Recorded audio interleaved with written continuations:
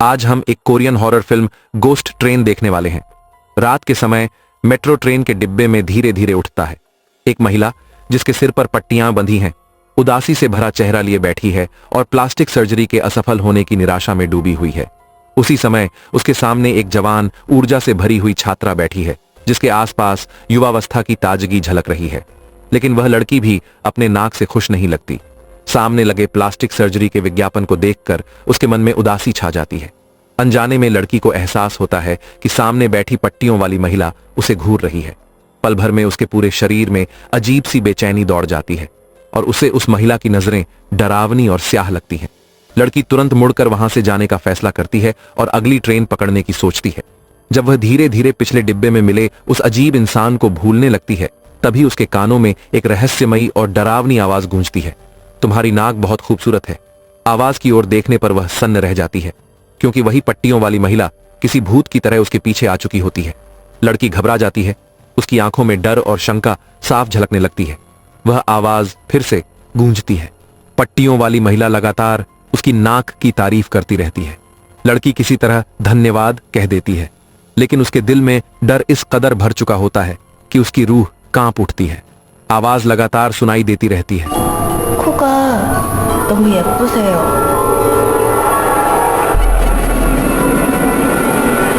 और जब लड़की पलट कर देखती है तो सामने वाली महिला के चेहरे पर एक ऐसा खौफनाक मुस्कान होती है जो रोंगटे खड़े कर देती है, और उसकी नजरें सीधी लड़की की नाक पर टिकी होती हैं। लड़की देखती है कि उस महिला के हाथ में कोई अज्ञात तरल पदार्थ है। वह घबराकर पास के स्टेशन के प्लेटफॉर्म की ओर भागती है और दूर जाकर छिपने की कोशिश करती है। इसके बाद जब लड़की मुड़कर दोबारा देखती है तो हैरान रह जाती है कि वह शख्स पल भर में बिना कोई निशान छोड़े गायब हो चुका है। लड़की घबराकर इधर उधर देखने लगती है। उसने सपने में भी नहीं सोचा था कि मेट्रो स्टेशन पर उसकी मुलाकात एक ऐसे मानसिक रूप से अस्थिर इंसान से होगी जिसे जरूरत से ज्यादा सामाजिक घुल मिल जाने की बीमारी हो, और जो उसके साथ लकड़ी वाले खेल जैसा कोई अजीब और डरावना खेल खेलने लगे जिसमें किसी तरह की कोई सीमा ही ना हो। इसी पल लड़की हैरानी से महसूस करती है कि उसके आसपास मौजूद किसी भी इंसान को उस पट्टियों वाले गाय इंसान की मौजूदगी का एहसास तक नहीं है। पास आती हुई कदमों की आवाज और सामने वाले की पागलपन भरी हरकतें सुनकर लड़की जल्दी से अपना फोन निकालती है, लेकिन फोन के कैमरे में कुछ भी असामान्य नजर नहीं आता, जबकि कदमों की आवाज और भी तेज होती जाती है। लड़की डर के मारे चीख पड़ती है और देखती है कि सामने वाले के हाथ में कोई तेज एसिड है। वह तुरंत जान बचाकर भागने लगती है, जबकि पट्टियों वाला इंसान पीछे पीछे अजीब सी हंसी के साथ उसका पीछा करता रहता है। थोड़ी देर बाद लड़की चुपचाप स्टेशन के अंदर बने शौचालय में छिप जाती है और पुलिस को फोन करती है, लेकिन पुलिस की पूछताछ के दौरान एक पुलिस वाला अनजाने में जुबान फिसला देता है। वह उससे पूछता है कि क्या वह शौचालय में छिपी है, और उस पागल औरत के कुछ हुलिये के बारे में भी बता देता है। यह सुनकर लड़की सन्न रह जाती है, क्योंकि उसने अब तक हमलावर के लिंक का जिक्र ही नहीं किया था। तभी फोन के उस पार से धीमी सी खौफनाक हंसी सुनाई देती है।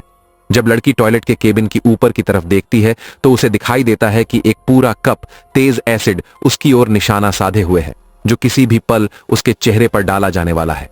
इससे भी ज्यादा डरावनी बात यह होती है कि बाहर निकलने का रास्ता पूरी तरह से बंद किया जा चुका है।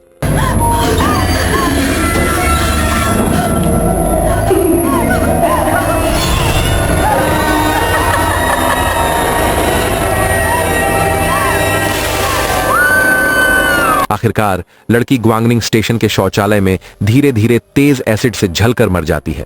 कहा जाता है कि इस ग्वांगनिंग स्टेशन पर अब तक 40 से ज्यादा लोग लापता हो चुके हैं या अपनी जान गंवा चुके हैं। मानो यह जगह सीधे नर्क का दरवाजा हो, जिसके पीछे कोई भयानक और शैतानी सच्चाई छिपी हुई है। और इसी ग्वांगनिंग स्टेशन का स्टेशन मास्टर ओल्ड चॉय हर दिन तरह तरह की अफवाहों और कहानियों में डूबा रहता है। उसे स्टेशन के अंदर फैली तमाम डरावनी कहानियों की पूरी जानकारी है। अभी अभी सुनाई गई पट्टियों वाले प्राणी की कहानी भी उसने यूं ही सामने बैठी मिन्ना को सुना दी थी। मिन्ना एक ऐसी वीडियो ब्लॉगर है जो खास तौर पर हॉरर कंटेंट पर काम करती है और एक MCN एजेंसी से जुड़ी हुई है। हाल के दिनों में उसके बनाए गए वीडियो लगातार कम व्यूज ला रहे थे, इसलिए वह अजीब घटनाओं के लिए बदनाम ग्वांगन्योंग स्टेशन पहुंचती है, ताकि वहां सच में घटी कुछ डरावनी घटनाओं की पड़ताल कर सके। जैसा कि उसने सोचा था, पट्टियों वाले गाय इंसान पर वीडियो अपलोड करने के बाद उसके चैनल के आंकड़ों में साफ बढ़ोतरी देखने को मिलती है। इस सफलता का स्वाद चखने के बाद मिना एक बार फिर ग्वांगन्योंग स्टेशन के स्टेशन मास्टर ओल्ड चॉय से मिलने जाती है और उससे पूछती है कि क्या उसके पास इससे भी ज्यादा डरावनी कहानियां हैं। साथ ही वह एक बढ़िया किस्म की पुरानी शराब की बोतल भी निकालती है। इतना महंगा शराब देखते ही ओल्ड चॉय का चेहरा खुशी से खिल उठता है और वह शराब पीते पीते मिना को एक और कहानी सुनाने लगता है। आडो एक बेहद घमंडी कॉलेज एंट्रेंस एग्जाम में फेल हुआ युवक था। आम दिनों में वह हमेशा लटके हुए चेहरे के साथ रहता, चाहे सामने इंसान हो या जानवर, जिसे भी देखता जमकर उसका मजाक उड़ाता। एक दिन जब वह नशे में धुत एक बुजुर्ग का मन ही मन अपमान कर रहा होता है, तभी उसकी नजर पास ही खड़ी एक अजीब हरकतें करती महिला पर पड़ती है, जो लगातार अपने सिर से बाहर निकलने वाले दरवाजे के कांच पर जोर जोर से टक्कर मार रही होती है। उसी समय मेट्रो स्टेशन पर ट्रेन रुकती है और लोग तेजी से उतरने लगते हैं, लेकिन उस अजीब औरत को मानो कोई देख ही नहीं रहा होता। जैसे ही ट्रेन दोबारा चलती है, उस औरत के सिर टकराने की आवाज और भी तेज हो जाती है। धड़ाम धड़ाम लोहे की दीवार पर पड़ती हुई, मानो वह जानबूझकर आडो का ध्यान अपनी ओर खींचना चाहती हो। सामने बैठे बुजुर्ग यह देखकर घबरा जाता है और तुरंत अगले डिब्बे में चला जाता है। बाहर से खुद को बेपरवाह दिखाने वाला आडो असल में अंदर से बेहद डरपोक होता है। वह भी उसके पीछे पीछे भाग जाता है, फिर खुद को सामान्य दिखाने के लिए उस औरत को एक गाली देता है और मोबाइल गेम खेलने लगता है। ठीक उसी वक्त उसकी मां का फोन आता है और वह आडो से हालचाल पूछती है। आडो झूठ बोलता है कि वह क्लास में पढ़ रहा है, लेकिन उसकी मां को पहले ही टीचर से पता चल चुका होता है कि वह पिछले 2 महीनों से ट्यूशन क्लास गया ही नहीं है। आडो झुंझलाहट में फोन काट देता है। इसके तुरंत बाद उसकी मां के कई मैसेज आते हैं, जिनमें वह उसे बताती है कि ग्वांगन्योंग स्टेशन पर 20 साल की एक लड़की ने पढ़ाई में खराब नतीजों के कारण पटरी पर कूदकर आत्महत्या कर ली है। वह बेटे को समझाती है कि ज्यादा दबाव में आकर कभी गलत कदम न उठाए। वीडियो में दिख रही उस आत्महत्या करने वाली लड़की को देखकर आडो की भौहें सिकुड़ जाती हैं। लड़की के कपड़े और उसके हाव भाव बिल्कुल वैसे ही होते हैं जैसे उसने थोड़ी देर पहले खुद देखे थे। वह घबराकर पीछे मुड़कर देखता है। इसी पल आडो पूरी तरह सन्न रह जाता है और समझ जाता है कि उसका सामना किसी अपवित्र चीज से हो चुका है। और उसी डिब्बे में बैठा बुजुर्ग आदमी भी कोई सामान्य इंसान नहीं था। वह भी जैसे किसी साए के वश में आ चुका हो। वह अजीब हरकतें करने लगता है, मानो लोहे से टकराने जैसी अस्वाभाविक चालें चल रहा हो। आडो जैसे ही पीछे मुड़ता है, वह महिला पल भर में उसके सामने आ खड़ी होती है। उसका दिमाग एकदम सुन्न हो जाता है। सिर्फ उसकी आंखें फटी की फटी रह जाती हैं, जो कभी उस बुजुर्ग पर तो कभी उस औरत पर टिक जाती हैं। तभी अचानक ट्रेन के डिब्बे की बिजली चली जाती है और चारों ओर घुप अंधेरा छा जाता है। वह मोबाइल निकालकर चारों तरफ देखने लगता है, लेकिन सामने बैठा बुजुर्ग और वह औरत दोनों गायब हो चुके होते हैं।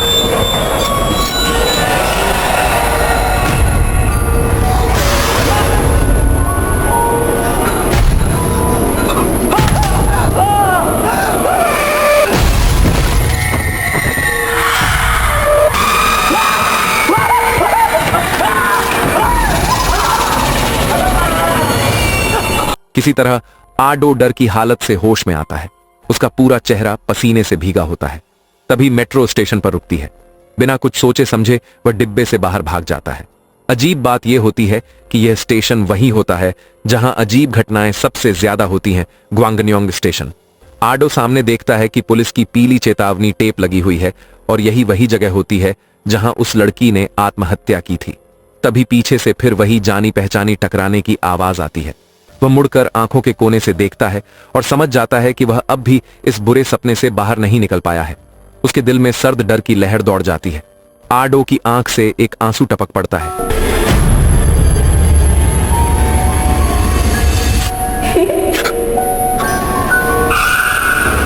यह कहानी सुनने के बाद मिना पूरी तरह उसमें डूब जाती है। उसके मन में ढेरों सवाल उठते हैं और वह ओल्ड चोई से पूछती है कि उसे यह कहानी आखिर कहां से पता चली। लेकिन मिना के बार बार पूछने पर भी ओल्ड चोई कोई जवाब नहीं देता, बल्कि जोर से चिल्लाकर कहता है कि वह नशे में है। इसके बाद वह बिस्तर पर लेट जाता है और पूरी तरह बेसुध हो जाता है। बाद में गहरी रात में जब स्टेशन पर कोई नहीं होता, मिना ग्वांगन्योंग स्टेशन में वीडियो के लिए जरूरी सारे शॉट्स शूट कर लेती है। काम पूरा होने के बाद वह अपने बॉस आहाओ को बुलाकर उससे वीडियो का विश्लेषण और राय लेने को कहती है। वीडियो देखने के बाद आहाओ को कहानी नई लगती है, कंटेंट दिलचस्प और रफ्तार तेज महसूस होती है। लेकिन एक बात उसे परेशान करती है, मेट्रो स्टेशन की वेंडिंग मशीन के अंदर एक इंसानी साया आखिर क्यों दिखाई दे रहा है। दोनों जितना ज्यादा वीडियो देखते हैं मामला उतना ही संदिग्ध लगता है। इसी वजह से अगली रात मीना फिर से शराब लेकर स्टेशन मास्टर ओल्ड चोई के पास जाती है। मीना के लगातार सवालों के सामने आखिरकार ओल्ड चोई वेंडिंग मशीन से जुड़ी एक अजीब कहानी सुनाता है। वह बताता है कि एक समय एक ऑफिस जाने वाला आदमी रोज नियम से मेट्रो लिया करता था, लेकिन कंपनी से निकाले जाने के बाद वह शराब में डूब गया। उसकी जिंदगी पूरी तरह बिखर गई और वह मेट्रो स्टेशन पर भटकने वाला एक बेघर इंसान बन गया। उस दिन वह एक कटोरी गरम गरम इंस्टेंट नूडल्स खाना चाहता था, लेकिन उसकी जेब में सारे पैसे मिलाकर सिर्फ 2000 वॉन थे और 500 वॉन कम पड़ रहे थे। ये सिक्के भी उसने वेंडिंग मशीन के पास से लोगों द्वारा गलती से गिराए गए उठाए थे। तभी उस बेघर आदमी को एक अजीब सा लाल रंग का सिक्का मिलता है। उसे नहीं पता होता कि इस सिक्के का क्या इस्तेमाल है, इसलिए वह उसे जेब में रख लेता है। तभी रोज उसे सताने वाला एक सिक्योरिटी गार्ड आ जाता है और उसके पास मौजूद सारी जमा पूंजी छीन लेता है। बेघर आदमी गुस्से और बेबसी में वेंडिंग मशीन के सामने खड़ा होकर अंदर रखी कैन वाली कोला को घूरने लगता है। तभी वह अचानक कुछ देखता है। कोला की खुदरा कीमत ठीक उतनी ही होती है जितनी उसके हाथ में पकड़ा हुआ लाल रंग का सिक्का। किस्मत आजमाने के इरादे से वह सिक्का मशीन में डाल देता है और सच में उसे कोला मिल जाती है। लेकिन जैसे ही वह कैन खोलने वाला होता है, सामने खड़े एक आदमी की उल्टी करने की आवाज उसका ध्यान खींच लेती है। बेघर आदमी मुड़कर उसकी तरफ देखता है, फिर कैन की रिंग खींच देता है। बदकिस्मती से वह एक खाली कैन निकलती है। वह गुस्से में गालियां देने लगता है, लेकिन यही हरकत उसकी जिंदगी की दिशा बदल देती है। जब वह दोबारा सिर उठाकर देखता है तो उल्टी करने वाला आदमी अचानक गायब हो चुका होता है। जमीन पर सिर्फ एक जोड़ी चमड़े के जूते और कपड़े पड़े होते हैं और न जाने कहां से 2 और लाल रंग के सिक्के उछलकर सामने आ जाते हैं। शुरुआत में बेघर आदमी इस बात को ज्यादा गंभीरता से नहीं लेता। वह कपड़ों से निकाले हुए नोट लेकर एक सुविधा स्टोर में जाता है और भरपेट खाना खाता है, लेकिन वह 5000 वॉन बहुत जल्दी खत्म हो जाते हैं और अंत में उसके पास सिर्फ कुछ डीले ढाले सिक्के ही बचते हैं। थोड़ी देर की ऐश के बाद जब उसके पास फिर से पैसे नहीं रहते तो वह दोबारा अंधेरे भूमिगत स्टेशन पर लौट आता है। लेकिन जैसे ही वह वहां से जाने वाला होता है, उसके पीछे अचानक एक और ऑटोमेटिक वेंडिंग मशीन प्रकट हो जाती है। अंदर रखी लाल पैकिंग वाली कोला को देखकर वह जानता तो है कि कैन शायद खाली होगी, लेकिन उसे इन खाली कैनों के असली इस्तेमाल का अंदाजा भी हो चुका होता है। बेघर आदमी जल्दी से सिक्का मशीन में डालता है और हाथ में कैन थाम लेता है। उसके मन की बुरी इच्छाएं बिना किसी सीमा के बढ़ने लगती हैं। ठीक उसी समय वह सिक्योरिटी गार्ड जो हमेशा उसे परेशान करता था वहां आ पहुंचता है। बेघर आदमी को अब अच्छे कपड़ों में देखकर सिक्योरिटी गार्ड पक्का मान लेता है कि उसकी जेब में फिर से काफी पैसे होंगे और हंसी मजाक करते हुए उसकी तरफ बढ़ता है। वहीं बेघर आदमी पूरी तरह ध्यान लगाकर कैन को निशाना बनाता है और रिंग खींच देता है।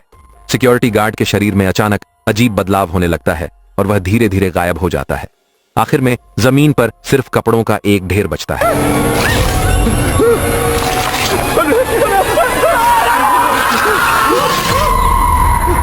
बेघर आदमी डर के मारे पीछे हटने लगता है, क्योंकि उसे भी समझ नहीं आता कि इसके पीछे आखिर कैसी तर्कहीन शक्ति काम कर रही है। तभी वह देखता है कि जो सिक्योरिटी गार्ड गायब हुआ था वह वेंडिंग मशीन के अंदर पागलों की तरह फड़फड़ा रहा है। तब जाकर बेघर आदमी को एहसास होता है कि यह एक ऐसा कैन है जो इंसानों को निगल जाता है। जमीन पर फिर से उछलकर गिरे 3 सिक्कों को देखकर उसके मन में अमीर बनने का ख्याल जन्म ले लेता है।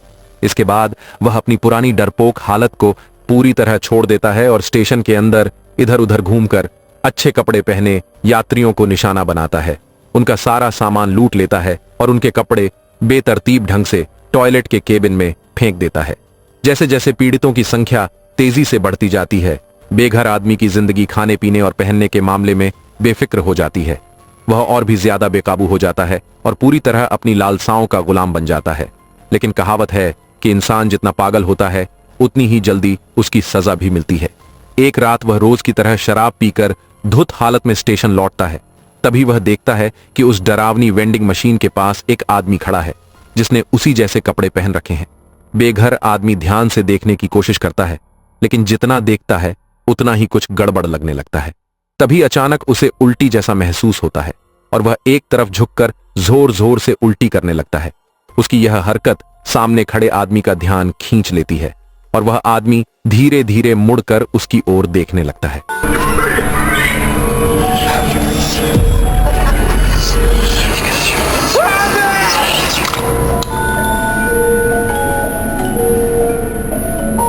तभी पता चलता है कि सामने खड़ा यह इंसान वही है जो कभी खुद बेघर आदमी हुआ करता था। आखिरकार अपनी लालच की दौड़ में वह अपने ही दूसरे रूप के हाथों निगल लिया जाता है। स्टेशन मास्टर द्वारा सुनाई गई इन काली कहानियों को स्क्रिप्ट की तरह इस्तेमाल करने के बाद मीना के वीडियो अचानक जबरदस्त तरीके से वायरल होने लगते हैं। कंपनी की रैंकिंग में जो कभी सबसे नीचे थी वह सीधा टॉप 3 में पहुंच जाती है। जिस शियाओ मिंग को वह हमेशा अपने से नीचे समझती थी, उसे अचानक उभरता देख उसकी सहकर्मी लीना के मन में जलन पैदा हो जाती है। इसी ट्रेंड का फायदा उठाने के लिए एक ब्यूटी ब्लॉगर होने के नाते लीना भी ग्वांगन्योंग स्टेशन पर लाइव स्ट्रीम करने पहुंच जाती है। अचानक ट्रेन जोर से ब्रेक लगाती है और लीना गिरते गिरते बच जाती है। वह संतुलन बनाने के लिए हैंडरेल पकड़ती है, लेकिन उसका दाहिना हाथ किसी अज्ञात तरल से सना हुआ होता है। वह जल्दी से टिश्यू से हाथ साफ कर लेती है, लेकिन अगले ही दिन उस हाथ की हथेली पर 3 लाल धब्बे उभर आते हैं। घबराई हुई लीना तुरंत अस्पताल पहुंचती है। डॉक्टर उससे पूछता है कि क्या उसने हाल ही में किसी गंदी या संदिग्ध चीज को छुआ था। लीना काफी देर तक सोचने के बाद ही कल मेट्रो में हुई घटना को याद कर पाती है।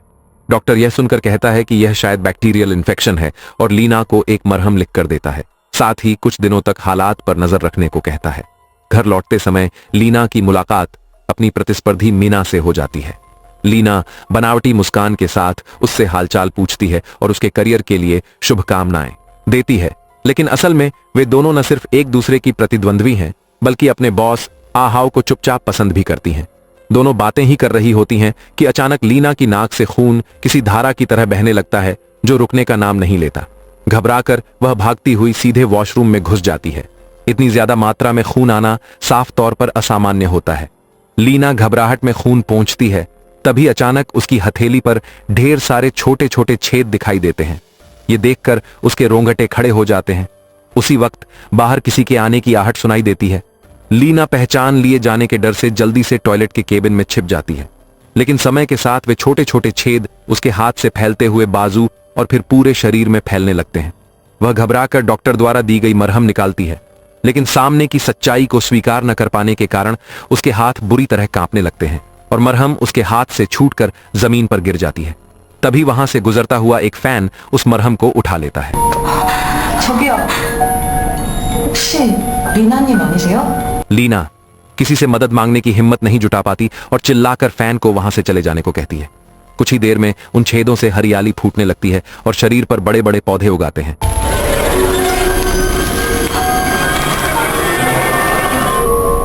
आखिरकार लीना उसी केबिन में हमेशा के लिए गिर जाती है और एक पौधे में तब्दील हो जाती है। भले ही यह मौत बेहद पीड़ादायक होती है, लेकिन अपने तरीके से वह वैसी ही खूबसूरत मौत मरती है जैसी वह चाहती थी। कैमरा बदलता है और मीना एक बार फिर स्टेशन मास्टर ओल्ड चॉय के पास पहुंचती है और उससे पूछती है कि क्या उसने कभी ग्वांगन्योंग कल्ट के बारे में सुना है। दरअसल अपनी जांच के दौरान मीना को पता चलता है कि यह ग्वांगन्योंग स्टेशन पहले उसी कल्ट का चर्च हुआ करता था।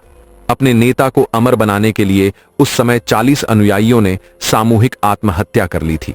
यही वजह है कि ग्वांगन्योंग मेट्रो स्टेशन पर बार बार लोगों की रहस्यमयी मौतें होती रहती हैं। इसलिए ज्यादा व्यूज हासिल करने के लिए मिन ग्वांगन्योंग कल्ट के लोगों का इंटरव्यू करना चाहती है। वह स्टेशन मास्टर से पूछती है कि क्या उसे उनकी सही लोकेशन के बारे में कुछ पता है। स्टेशन मास्टर शुरू में यह जानकारी देना नहीं चाहता और मीना को यहीं रुक जाने की सलाह देता है, लेकिन एक बार जब इंसान सफलता का स्वाद छक लेता है तो उसके लिए रुकना बेहद मुश्किल हो जाता है। मजबूर होकर स्टेशन मास्टर मीना को उनसे मिलने का तरीका बता देता है। वह कहता है कि हर रात ठीक 3:24 पर एक ट्रेन स्टेशन पर आती है। अगर वह उस ट्रेन में चढ़ जाए तो उन्हें ढूंढ सकती है। इस वक्त ट्रेन के आने में सिर्फ 4 मिनट बचे होते हैं। मीना उत्साह से भरी हुई इंतजार करने लगती है। तभी उसे बिल्ली की एक आवाज सुनाई देती है और वह उसी दिशा में चल पड़ती है। प्लेटफॉर्म की सारी लाइटें अचानक जल उठती हैं और उसके सामने न जाने कब से एक मध्यम उम्र का आदमी बैठा होता है, जिसकी पीठ पर एक कैट बैग टंगा होता है। ठीक उसी वक्त वह ट्रेन समय पर स्टेशन में दाखिल होती है। मीना बिना ज्यादा सोचे सबसे पहले ट्रेन के डिब्बे में घुस जाती है और पास ही बैठ जाती है। जब वह पीछे मुड़कर देखती है तो वह आदमी बेंच पर ही बैठा रहता है और ट्रेन में नहीं चढ़ता। मीना राहत की सांस ही लेती है कि अचानक वह आदमी झटके से उसके सामने आ बैठता है। मीना इधर उधर खिसकती है, लेकिन चाहे वह कुछ भी कर ले, उसे ऐसा महसूस होता है जैसे उसके शरीर में कोई चुंबक लगा हो जो उस आदमी की नजरों को लगातार अपनी ओर खींच रहा हो। जैसे ही मीना उठकर वहां से जाने लगती है, वह आदमी भी तुरंत खड़ा होकर उसके पीछे चल पड़ता है। तभी मीना को एहसास होता है कि उस कैट बैग के अंदर कोई बिल्ली नहीं बल्कि उसका अपना ही सिर रखा हुआ है।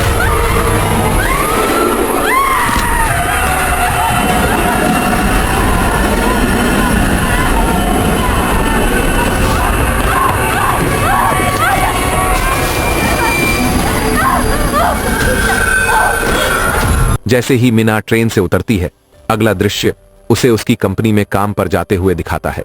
उसी समय 2 पुलिस वाले वहां पहुंचते हैं। वजह यह होती है कि मिनआ के वीडियो की लोकप्रियता बहुत ज्यादा बढ़ गई थी और इसने पुलिस का ध्यान खींच लिया था। जांच में पुलिस को पता चलता है कि वीडियो में जिस स्टेशन मास्टर ओल्ड चोई का जिक्र किया गया है उसकी तो 3 साल पहले ही मौत हो चुकी थी। ग्वांगन्योंग स्टेशन का मौजूदा स्टेशन मास्टर कोई और है जिसका नाम ओल्ड वोंग है, न कि ओल्ड चोई। ये सुनते ही आहाओ तुरंत मिना के साथ ग्वांगन्योंग स्टेशन पहुंचता है। उसी वक्त एक जर्जर हालत की पुरानी ट्रेन धीरे धीरे प्लेटफॉर्म पर आकर रुकती है। मिना आगे बढ़कर ट्रेन के डिब्बे में जाती है और वहां उसे स्टेशन मास्टर ओल्ड चोई का वॉकी टॉकी दिखाई देता है। वह उसे उठाकर कॉल करने की कोशिश करती है। थोड़ी ही देर में दूसरी तरफ से ओल्ड चोई की आवाज सुनाई देती है। ओल्ड चोई एक एक करके उस रात अपनी मौत की पूरी कहानी सुनाता है। उस रात वह अपने सहकर्मी शियाओ मा के साथ ड्यूटी पर था। तभी उसने सीसीटीवी में एक अजीब सी परछाई देखी जो ट्रैक के रास्ते को रोके खड़ी थी। ओल्ड चोई को लगा कि शायद कोई शराबी वहां भटक रहा है, इसलिए उसने शियाओ मा को जांच करने भेज दिया। लेकिन आधे घंटे बाद भी शियाओ मा वापस नहीं लौटा और पूरी तरह गायब हो गया। मजबूरन ओल्ड चोई खुद उसे ढूंढने निकल पड़ा। चारों तरफ तलाश करते वक्त अचानक उसके पीछे से एक बेहद पुरानी ट्रेन आ निकलती है जिस पर खून से लिखे अक्षर भरे होते हैं। स्टेशन मास्टर होने के नाते ओल्ड चोई आगे बढ़कर जांच करने की कोशिश करता है, लेकिन ट्रेन अचानक रफ्तार पकड़ लेती है और उसे पता नहीं चलता कि वह उसे कहां ले जा रही है। उसे सिर्फ इतना महसूस होता है कि डिब्बे के अंदर भयानक गर्मी है, तापमान इतना ज्यादा कि उसके चमड़े के जूते तक पिघलने लगते हैं। तभी खिड़की से उसे शियाओ मा दिखाई देता है, जिसे देखकर उसके दिल में खुशी की लहर दौड़ जाती है। लेकिन वक्त बीतने के साथ उसे एहसास होता है कि वह शियाओ मा नहीं बल्कि उसका मोबाइल फोन है जिसे कोई रहस्यमयी शख्स ऊपर उठाए हुए है। वही शख्स यकीनन ग्वांगन्योंग कल्ट का मुखिया होता है। थोड़ी ही देर में ट्रेन फिर से चल पड़ती है और फर्श के नीचे से निकले काले हाथ ओल्ड चोई को धीरे धीरे घसीटकर अंदर खींच लेते हैं। ये पूरी सच्चाई जानने के बाद मिना को अपनी मौजूदा हालत का एहसास हो जाता है। ग्वांगन्योंग कल्ट का यह चर्च ऐसी जगह है जहां एक बार जाने के बाद लौटने का कोई रास्ता नहीं। इसी दौरान ट्रेन धीरे धीरे चलने लगती है और मिना को भी ले जाया जाने वाला होता है ताकि वह कल्ट लीडर की बलि बन सके। 자네와 함께했던 시간들이 꽤나 즐거웠네. 자네가 그리운 거야. जैसे जैसे ट्रेन दूर होती जाती है, मिना अचानक देखती है कि ओल्ड चोई उसकी ही शक्ल में बदल चुका है। तब उसे समझ आता है कि शुरू से यह ओल्ड चोई असली था ही नहीं बल्कि वही दुष्ट कल्ट लीडर था। अब वह मिनआ के शरीर का इस्तेमाल करके उसे ढूंढने आए उसके बॉस आहाओ को फंसाने वाला होता है। 다경 씨, 다경 씨 전화를 왜 이렇게 안 받아요? 걱정.